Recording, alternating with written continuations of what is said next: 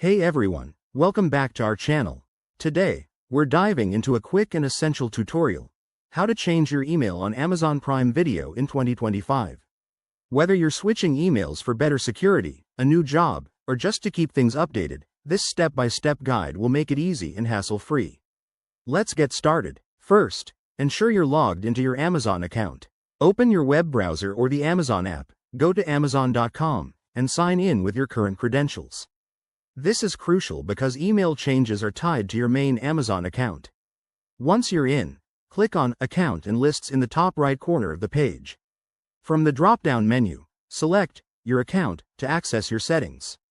Next, scroll down to the Login and Security section.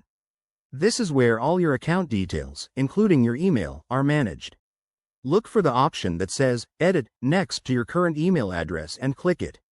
You'll be asked to verify your identity by entering your current password. Type it in for security purposes, then enter your new email address in the provided field. Double-check for typos to avoid any issues. After submitting, Amazon will send a verification code to your new email.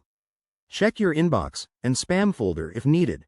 Retrieve the code and enter it back on the Amazon site to confirm the change. This step ensures your account stays secure. Once verified, your email is updated across Amazon services, including Prime Video. Keep in mind, this might affect any linked subscriptions or notifications, so log back into Prime Video to make sure everything's working smoothly. If you encounter any problems, like the code not arriving or errors during the process, try clearing your browser cache or contacting Amazon support through their help center. It's always better to resolve issues quickly. And there you have it. Your email is now changed. This simple update can protect your account and keep your streaming seamless.